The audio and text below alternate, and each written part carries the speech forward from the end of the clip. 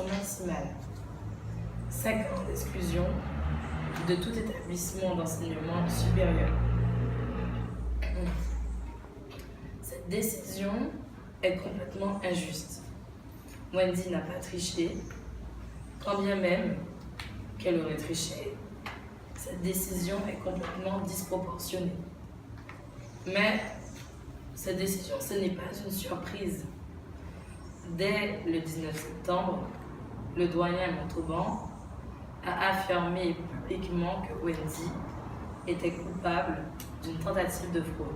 Scénario qu'il avait inventé pour ne pas reconnaître les manquements de la faculté de droit. Ces accusations ont été ensuite répétées à plusieurs reprises par le président Janqui. Les dirigeants de l'université ont demandé une soi-disant expertise graphologique pour faire passer Wendy pour une tricheuse et une menteuse. Mais le rapport d'expertise graphologique est en fait un tissu d'analyse. C'est pour ça que Janqui a cherché pendant longtemps à le cacher. Je vous donne un seul exemple pour vous montrer à quel point ce rapport d'expertise n'est pas un document sérieux. L'expert a étudié diverses copies d'examen pour comparer avec l'écriture du professeur Mignot, celui qui aurait dû corriger la copie de Wendy. Il a dit que toutes les copies avaient été corrigées par Mignot, que c'est à chaque fois la même écriture, sauf pour Wendy. Mais dans les copies, il y en a plusieurs qui ont été corrigées par d'autres professeurs, mais pas par M. Mignot. L'expert, en fait, est incapable de distinguer différentes écritures. Tout le reste du rapport est aussi bancal. L'expert a déclaré que Wendy a triché uniquement pour faire plaisir à Janqui. Ce qu'il a dit joliment en disant qu'il dit à la fin de son expertise qu'il a tenu compte du contexte. En novembre dernier, Janqui avait annoncé à l'avance que Wendy serait condamnée au mois de décembre. La commission disciplinaire qu'il a réunie a donc instruit cette affaire entièrement à charge et donné à Wendy la sanction maximale. La commission disciplinaire d'instruction est composée de 3 personnes qui sont proches de Janqui. On y trouve Chantal Mézen et Philippe Joseph, 2 professeurs. Ils sont proches de Janqui car ils sont tous les 2 les vice-présidents nommés par Janqui. Si vous allez par exemple sur le site de l'université, vous verrez qu'ils sont dans la rubrique « Le président et son équipe ». Il y a aussi un élu étudiant dans cette commission qui s'appelle Alvin Audard. Il a soutenu Janqui quand il voulait faire revenir les bandits du Sérignan à l'Université des Antilles. Et il a réclamé que la police colle les étudiants martiniquais en grève. En fait, Janqui a envoyé des personnes proches de lui pour exécuter Wendy. Le dossier de la commission disciplinaire est vide. Ils n'ont rien contre Wendy, puisqu'elle n'a pas triché. Cette commission a simplement repris les mensonges de Janqui. Elle en a rajouté d'autres. Par exemple, la commission dit que 2 étudiants ont témoigné, et je cite le document qu'ils ont remis à Wendy, qu'ils ne connaissaient pas Wendy avant cette affaire et qu'ils ne se rappellent pas l'avoir vue dans l'amphithéâtre le jour de l'examen. Donc, ils ne connaissaient pas Wendy avant septembre, mais ils sont sûrs qu'en juin, ils ne l'ont pas vue. Cette procédure disciplinaire n'était qu'une mascarade organisée contre Wendy. À aucun moment, les dirigeants de l'université n'ont fait mine d'accorder à Wendy le bénéfice du doute qui est pourtant un principe fondamental du droit. À aucun moment, les dirigeants de l'université n'ont cherché la vérité dans cette histoire. Car ce qu'ils reprochent à Wendy, ce n'est pas une soi-disant tentative de fraude, c'est de leur tenir tête. Les dirigeants de l'université ne supportent pas qu'une petite étudiante de rien du tout, entre guillemets, se batte pour défendre ses droits. Ils ont condamné Wendy pour l'exemple, pour décourager tout étudiant qui aurait envie de protester à la nuit. Mais Wendy est déterminée, elle a déjà déclaré qu'elle ira jusqu'au bout, elle fera appel pour faire invalider cette sanction ridicule. Avec ses soutiens, elle continuera à se battre pour obtenir justice. Nous, à Rebelle, nous continuerons à soutenir Wendy et à dénoncer les crapules qui dirigent l'université. Nous organisons une prise de parole ce vendredi soir à 19h à l'université. Nous appelons la population à venir en nombre. Justice pour Wendy. Donc je vais passer la parole. Je vais passer la parole à Max. À Wendy. Wendy. C'est Wendy qui a maintenant la parole. Elle a d'abord une déclaration à faire. D'accord. Donc, bonsoir tout le monde. Donc, la commission disciplinaire de l'université m'a condamnée. Je suis victime d'une injustice et cela sera reconnu un jour officiellement. Je sais que je n'ai pas triché lors de l'examen. J'étais là, j'ai composé, j'ai remis ma copie. Cette copie, je l'ai bien vue qui dépassait de la porte d'un bureau. C'était lorsque je suis allée à l'administration en juillet avec ma mère. Je sais que je n'ai pas rêvé. Et ce n'est pas moi qui ai glissé cette copie sous la porte. Elle était là, avec la note de 17,5. L'université dit que ce n'est pas possible d'avoir une aussi bonne note avec le professeur concerné. Mais moi, j'étais étudiante à Fouillol pendant 2 ans et je sais que c'est possible. Je connais une fille qui a eu 18 avec ce même professeur. On a dit aussi que ce 17,5, c'était pile ce qu'il me fallait pour passer en 2e année.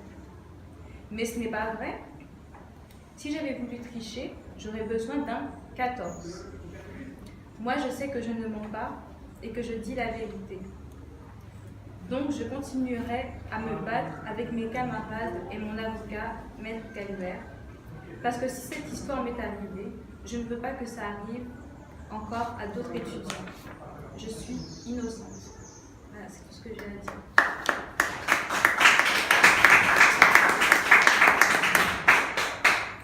Je vais maintenant passer la parole à Max Céleste de Combat Ouvrier. Oui, bonsoir journalistes, bonsoir à tous ceux qui sont là. Combat Ouvrier, depuis le début, soutient Wendy Zebo parce que nous avons estimé qu'elle dit la vérité et nous avons suffisamment d'éléments pour le dire, l'affirmer et nous battre avec elle là-dessus. Alors, hier soir à RCI, il y avait une émission en présence du maire de Saint-François, M. Laurent Bernier, Mme Gustave Duflo, politicienne mais aussi maître de conférence à l'université, et M. le procureur de la ville de Basse-Terre. Alors, au sujet de l'affaire Wendy, il y en a été question pendant un moment de l'émission. Et tous, sans exception, ont analysé les choses en partant du principe que Wendy était coupable. Voilà. Tous.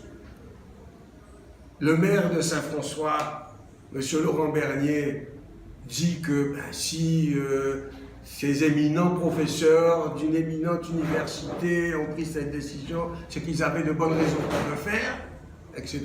Bon. Mais Mme Gustave Duflo dit que on a proposé à Wendy des solutions consensuelles et qu'elle a toujours refusé, vous savez, c'est entièrement faux. Le 24 septembre,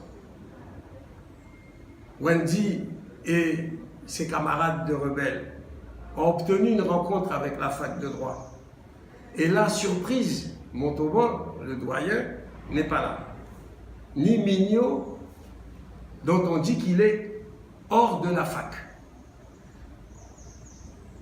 Les gens qui sont responsables du problème se défilaient de jour en jour.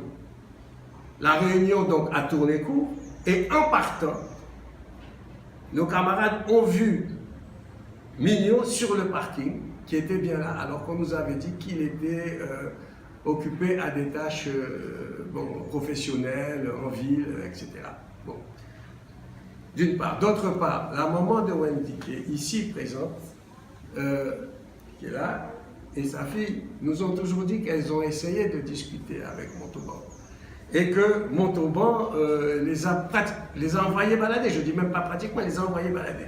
De manière très vulgaire, en leur disant « vous m'emmerdez ». Bon, elle est là, elle peut témoigner. Et voilà. Donc, ce que nous répondons à Madame Gustave Di Duflo, hein, que c'est face à ces refus, hein, à des portes claquées au nez, que Wendy s'est tournée vers nous, vers ceux qui pouvaient la soutenir. Bon. Madame Gustave Di Duflo dit encore qu'on aurait dû penser que, comme les étudiants de Fouillol ne la soutiennent pas, ce qui est vrai, ben, c'est pratiquement une preuve de culpabilité. Bon. Nous savons que depuis plusieurs années, les étudiants ont peur. Ils ont peur des représailles. Une étudiante a téléphoné à Montauban pour lui dire que Wendy avait composé en même temps qu'elle. Vous m'entendez bien? Il n'a pas voulu l'écouter. Il a pratiquement raccroché à son nez. Les étudiants ont vu Wendy. Ils ont tout simplement peur de le dire. Parce qu'on exerce une sorte de terreur sur eux, aux travaux dirigés, aux examens, et ils ont peur de représailles. Ils savent maintenant ce qu'il en coûte à Wendy au niveau combat, au niveau lutte. Ils ne sont pas prêts à mener cette lutte-là, à ce combat-là. Et nous savons, nous qui sommes des militants, qui cherchons à entraîner la jeunesse sur des causes justes, que depuis déjà plusieurs années, les étudiants ne se mobilisent pas pour des causes, quelles que soient les causes. Demandez-leur ce qui se passe en Haïti, ce qui se passe au Venezuela, la misère qu'il y a dans le monde, de se mobiliser. Ce n'est pas leur problème. Bon, alors, ils sont ce qu'ils sont. Il y a quand même une poignée d'entre eux, dont certains sont ici, qui osent lever la tête. Et Wendy, eh ben, elle est en train, depuis plusieurs mois, de relever le niveau de dignité de la jeunesse guadeloupéenne. Et heureusement qu'elle existe, heureusement qu'elle est là. Et c'est un exemple. Parce qu'elle perdra une année d'études. Peut-être 2. On fera appel de toute façon. L'appel, s'il est suspensif, elle pourra reprendre ses études. Probablement pas à Fouillol, parce qu'on ne va pas la rater. On ne va pas la rater. Elle ira en France. Bon, elle peut aussi aller à l'étranger si elle veut poursuivre ses études et si l'appel n'est pas suspensif. Parce que jusqu'à présent, on va se battre pour que l'appel, on fera appel avec notre avocat. L'avocat, il n'est pas là parce qu'il a demandé un délai pour préparer la défense, pour préparer ses dossiers. Il n'y a pas de problème. Et on le fera. Nous avons 2 mois pour faire appel. on fera appel et peut-être qu'on ira même au tribunal administratif. Voilà. Monsieur Laurent Bernier, lui, il dit les conseillers ne sont pas les payeurs. En parlant probablement de nous, rebelles, combat ouvrier, les conseillers ne sont pas les payeurs. Qu'est-ce que ça veut dire? Ça veut dire que Wendy, qui a 20 ans, et sa maman sont des gens manipulés, qui ne savent pas ce qu'elles font et qui sont manipulés par une organisation politique et une organisation étudiante. C'est ça que ça veut dire. C'est extrêmement méprisant, d'une part. Et d'autre part, si Wendy s'est tournée vers nous, je le répète, c'est parce que tout simplement, toutes les portes lui étaient fermées, toutes les portes de discussion lui étaient fermées. Ils ont essayé de discuter, elles ont essayé, elle et sa mère, de discuter avec M. Jean-Qui, président de l'université. Ça n'a pas été possible non plus. Non. Donc, ces gens-là, en fait, condamnent Wendy tout simplement parce qu'elle a osé s'affronter à eux, elle a osé mettre en doute leur système et aussi critiquer tout ce qui ne va pas à l'université au niveau administratif. Parce que nous avons, et on vous a communiqué un dossier dans lequel il y a un livre blanc, que nous appelons un livre blanc, mais dans lequel il y a une série de témoignages de jeunes étudiants qui ont été victimes de ce laisser-aller administratif, de cette anarchie administrative. Et c'est signé, ils ont signé, nous leur avons demandé de signer. D'autres ont voulu témoigner sans signer, bon, mais beaucoup,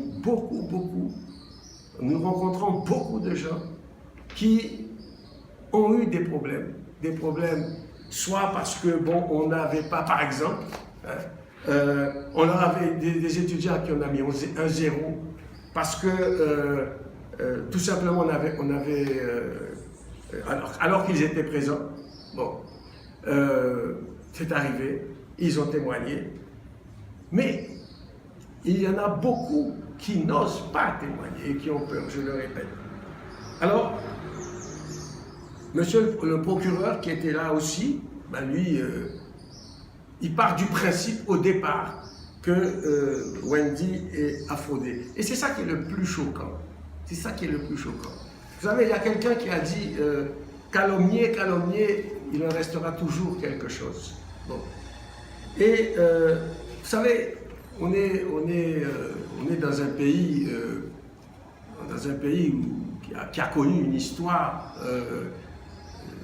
qui a une histoire dramatique, tragique, notamment celle de l'esclavage, où l'esclave avait automatiquement tort devant le maître, parce qu'il était esclave, tout simplement.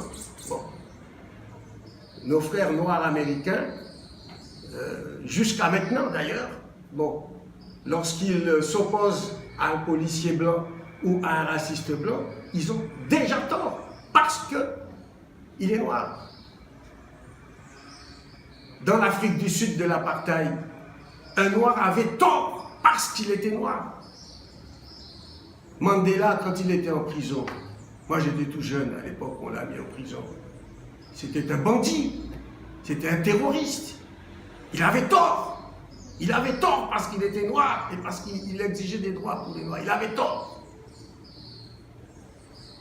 Wendy a tort parce que c'est une petite étudiante pauvre, de milieu modeste, qui ose affronter un professeur de médecine et ce beau monde constitué de professeurs de droit. Et à RCI, hier soir, eh bien, c'était du beau monde qui défendait du beau monde. Bon. Eh bien, nous ne sommes pas du beau monde. Et Wendy ne fait pas partie de ce beau monde. Et fort heureusement d'ailleurs. Donc, il y a un aspect de classe sociale là-dedans. Vous savez, je sais, et nous, plusieurs personnes nous l'ont dit, que lorsque des médecins appelaient Jean-Qui pour lui dire, ses confrères, pour lui dire, On ne comprend pas, mon fils n'a pas eu la moyenne, mon fils n'a pas eu telle note pour passer, je ne comprends pas, il faut que tu fasses quelque chose. Et les autres étudiants qui le savaient voyaient ces fils de médecins monter. Voilà ce qui se passe. Voilà ce que nous appelons, nous, la situation de classe qui existe et qui ne devrait pas exister, où tous les étudiants auraient dû être logés à la même enseigne, sur le même pied d'égalité. Alors, on nous dit qu'il y a eu une expertise graphologique. On peut démonter point par point cette soi-disant expertise. Mais c'est compliqué, nous l'avons fait, nous avons dans le dossier, vous le verrez, ça ne tient absolument pas debout. La graphologue, soi-disant, se contredit elle-même. Tout à l'heure, Mélanie vous a donné un exemple. Hein? Bon. Elle dit par exemple que pour vérifier si c'était bien l'écriture du professeur Mignot ou pas, et nous savons que ce n'était probablement pas l'écriture, que la note n'a pas été écrite par Mignot, puisqu'ils ont l'habitude, ces professeurs-là, de faire corriger leurs copies par des étudiants. Bon, sans compter que lui, il vend ses cours 15 € dans sa voiture en catimini sur le parking de l'université. Mais il donne à des doctorants, des étudiants, qui sont encore des étudiants, leurs cours à corriger. C'est très fréquent à l'université. Bon. Et alors, elle dit qu'elle a comparé, donc, cette graphologue, Marie-Sainte, la copie de Wendy avec 29 autres, de PC1 à PC29. Mais le professeur Janqui affirme dans son courrier du 8 octobre que la faculté de droit a compté 42 copies pour cet examen, en plus de celle de Wendy. Alors pourquoi les 13 autres copies n'ont-elles pas été analysées? Pourquoi l'experte affirme-t-elle que l'ensemble des copies a été étudié? Bon, ce qui est manifestement faux, parce qu'il y en avait 42, elle n'en a étudié que 29, par exemple. Bon, mais nous avons une série d'exemples de ce genre, vous voyez? Alors, ce qui s'est passé, c'est que Janqui a téléphoné à cette dite graphologue, bon, et lui a demandé de faire une expertise pour condamner Wendy, quoi. Une expertise à charge, tout simplement, pour avoir tout simplement une forme de preuve. Voilà. Pour vous dire que Wendy a été condamnée parce qu'elle s'opposait, parce qu'elle a osé s'opposer et contester les décisions des dirigeants de l'université, eh bien, tout simplement, c'est que dans son dossier, figuraient des tracts de rebelles. Bon. Qu'est-ce que ces tracts de rebelles font dans ce dossier? Ça n'a rien à voir avec ce pourquoi elle est condamnée, elle est accusée. Bon. Mais c'est bien la preuve qu'on lui reproche d'être une militante, d'avoir milité, même pas, quand on l'a connue, elle n'était même pas une militante de rebelle. Bon, elle a tout simplement reçu notre soutien à sa demande. Et voilà ce qu'on lui reproche. Comment une petite étudiante de 20 ans, comme ça, peut s'opposer au professeur Janqui pour proposer? Alors nous disons que tous ces gens feraient mieux de s'occuper d'élever le niveau de classement de l'Université des Antilles au lieu de condamner, d'assassiner une jeune fille. Parce que, je le dis, parce que l'Université des Antilles figure dans les profondeurs du classement de valeur des universités françaises. C'est la dernière université avec La Réunion. Bon. Alors, il ferait mieux de s'occuper de ça. Il ferait mieux de s'occuper de ce que fait Mignot lorsqu'il vend ses cours. Alors, depuis que nous avons ça, on a constaté qu'il ne le fait plus. Bon, comme par hasard. Bon. Et comme par hasard aussi, au dernier examen, il se déroule là, c'est l'OPSI, nos camarades étudiants ont constaté que tout se fait dans les règles, qu'on contrôle l'identité des étudiants à l'entrée, que les listes de margement sont complètes, sont signées. Pourquoi ça ne se faisait pas avant? Et pourquoi, oui, Wendy, elle aurait dû émarger, mais elle n'a pas vu son nom. Elle n'a pas jugé utile de signer. Oui, c'est vrai. Bon. Mais elle était là. Mais cette faute ne vient pas d'elle. Elle vient de l'organisation des examens par la faculté. C'est eux qui auraient dû faire en sorte qu'aucun étudiant ne puisse oublier d'émarger. Dans cette affaire-là, le drame, c'est que toutes les apparences sont contre Wendy. Et vous savez, il y a bien des cas où des gens ont été condamnés à mort, ont été condamnés aux travaux forcés sur des apparences. Il y a eu beaucoup de cas comme ça dans l'histoire. Oui, c'est vrai, les apparences, toute cette affaire-là, trouver sa copie sous une porte. Et elle était avec sa mère, avec un 17,5, ce qui est effectivement rare, mais pas impossible. Tout cela paraît rocambolesque.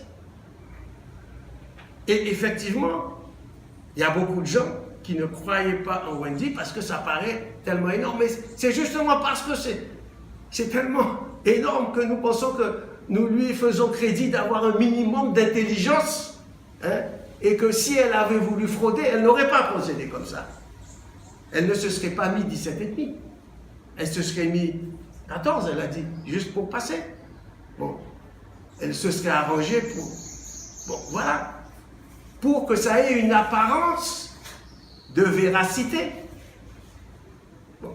Donc, effectivement, les apparences sont contre elle, mais elle est innocente. Et cela se saura un jour. Vous savez, Dreyfus a été condamné au début du siècle dernier sur des apparences, sur des racontards. Il a été aux travaux forcés jusqu'à ce que on a reconnu son innocence. Bon. Et il y a bien eu d'autres cas comme ça. Alors, nous continuons à défendre Wendy envers et contre tout, parce que je ne peux pas imaginer, et nous ne pouvons pas imaginer qu'elle ait pu frauder, auquel cas elle serait la plus grande manipulatrice d'opinion de tous les temps. Bon, c'est pas possible. Vous la voyez, c'est pas possible. Elle est montée un scénario de ce type-là. Bon. Alors, les dirigeants de l'université, ils ont perdu l'occasion de se grandir. Bon. En infligeant cette peine tellement lourde, ils la rendent insignifiante. Et finalement peu crédible, parce qu'en plus on rencontre beaucoup de gens qui pensaient que Wendy avait fraudé, mais qui nous disent « Ah oui, mais ils ont exagéré et la peine est trop lourde. » Bon. Donc, ils ont perdu l'occasion de se grandir. Et ils se sont rapetissés. Ils sont tout petits ces gens-là, malgré leur titre universitaire. Ils se seraient grandis en cherchant la discussion, en cherchant un compromis, et quand bien même aurait-il pensé que Wendy, et ils l'ont pensé, que Wendy est coupable. Si elle avait été coupable, à la limite, elle aurait dû bénéficier du doute. Le doute bénéficie toujours à l'accusé, puisqu'il n'y a aucune preuve qu'elle a fraudé, sinon les dires d'une commission. On a l'impression d'être au Moyen-Âge, où on condamnait des gens tout simplement, où on les brûlait à l'époque de l'Inquisition, qui avaient dit que la terre était ronde ou qui ne rentraient pas dans le moule des idées normales, qui étaient contestataires. Voilà, c'est une commission constituée d'un certain nombre de gens, des étudiants aussi, qui disent, je répète, ils ne connaissaient pas Wendy avant le 11 septembre, mais ils ne l'ont pas vue à l'examen. Et qu'est-ce que ça veut dire, ça? Et c'est dans le dossier. Bon. Et je répète, pour terminer, que des étudiants l'ont bien vu composer. L'une a reçu un véritable camouflet de la part du doyen Montauban qui lui a raccroché au nez. Les autres ne veulent pas témoigner parce qu'ils ont peur.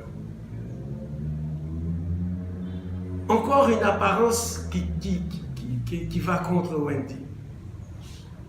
À la radio, elle a fait une erreur de langage. Elle a dit qu'elle a remis sa copie à M. Mignot. Non, elle ne l'avait pas remis à M. Mignot. Elle a commis une erreur, oui, c'est vrai. Ce qui rend encore sa version peu plausible, mais c'est vrai. Ensuite, elle nous a dit, mais non, je me suis trompée parce que c'est l'année, à un autre examen, j'avais remis la copie à Mignot. Elle l'a remis à M. Trobeau.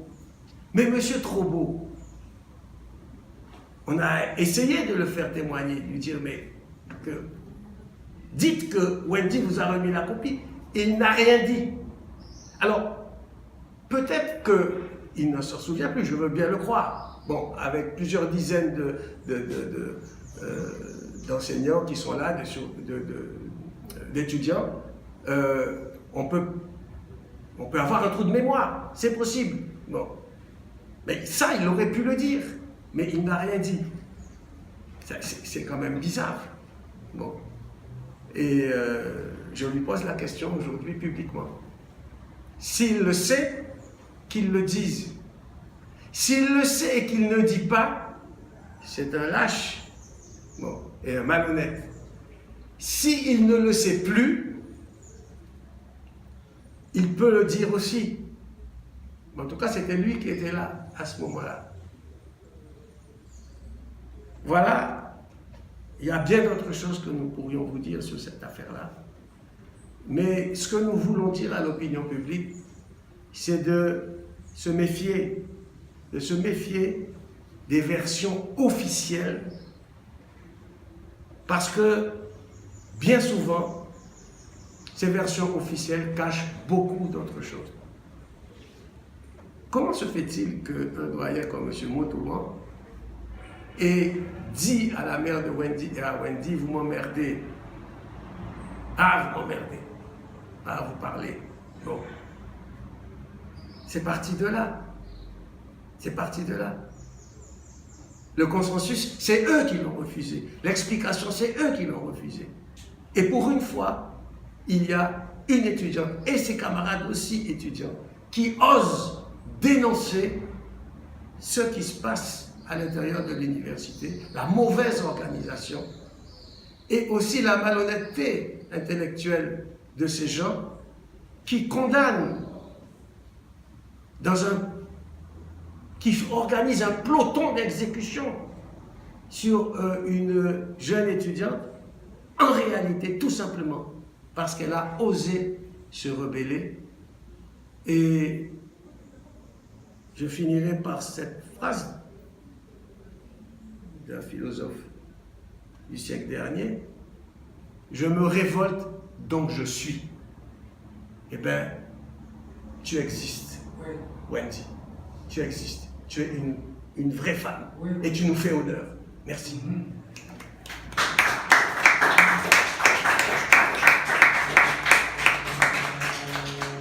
Alors, est-ce qu'il y a des journalistes qui veulent poser des questions sur leur disposition?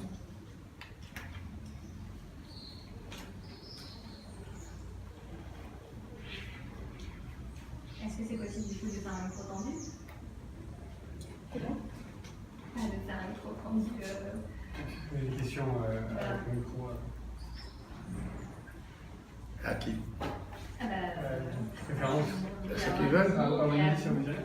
Ça vous... Non, ouais, Wendy, je crois que... Ça vous dirait? C'était juste la déclaration. Vous voulez pas que... Pour quelle raison? Non, moi je préférais juste faire la déclaration et ne pas en dire plus. D'accord. Parce que j'ai déjà dit tout ce que j'avais à dire. Donc là, si on a des questions, on peut vous les poser quand même. Vous pouvez les poser. Posez-les, on va répondre. Ouais,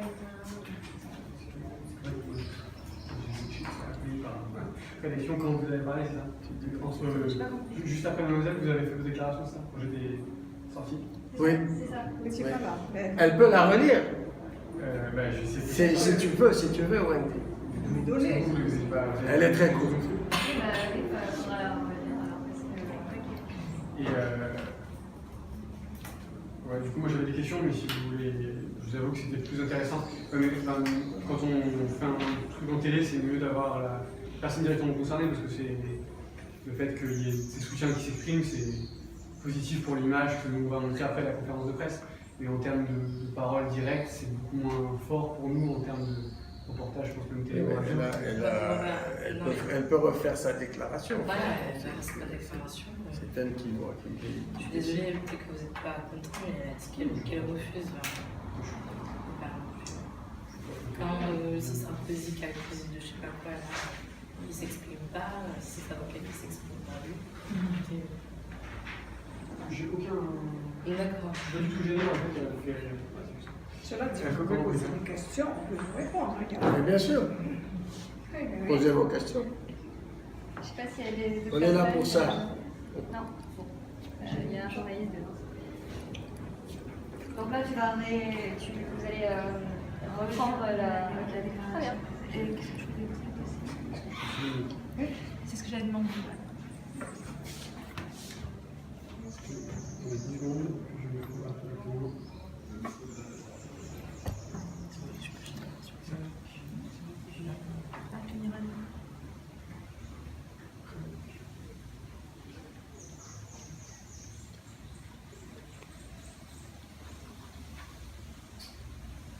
Ok, je suis bon.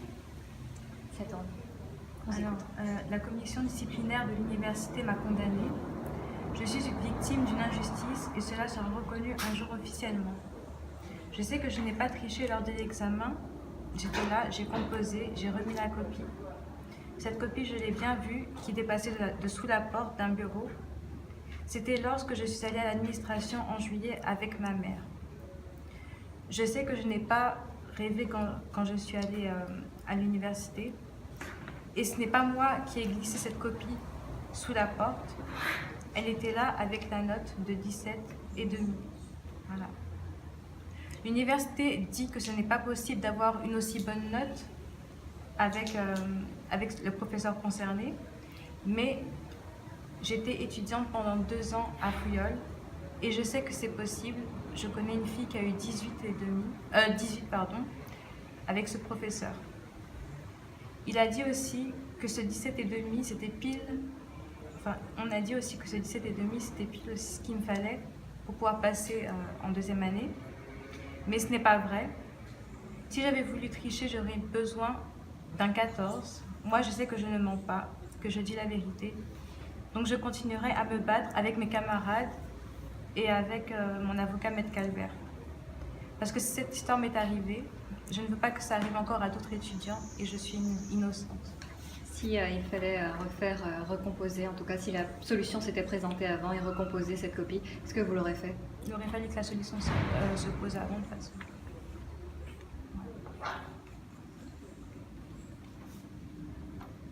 Vous allez faire appel? Oui, Comment ça va se passer? mais on verra après.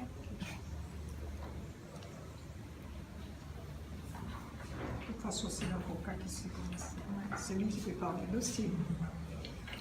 Ça y est, nous allons continuer à faire campagne sur le terrain, à dénoncer ce que nous avons à dénoncer, et le comportement de ces accusations, ce dossier qui ne tient absolument pas debout, le fait qu'elle a été condamnée pour l'exemple, tout simplement, et pour faire peur à l'ensemble de la communauté étudiante, et qui est pratiquement terrorisée, parce qu'ils ont peur des représailles, ils ont peur d'être mal notés. D'ailleurs, beaucoup partent en France plutôt que de rester à Fouillol, parce qu'il y a trop justement de laisser-aller et de problèmes administratifs qui se posent. Voilà. Et parallèlement, donc, on continuera le combat sur le plan juridique avec notre avocat, l'avocat de Wendy, Maître Calvert, qui est en train d'étudier la meilleure défense possible Et donc nous irons jusqu'au bout de toutes les possibilités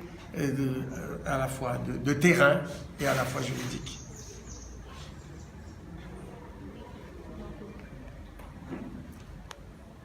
C'est possible d'avoir un... Ouais.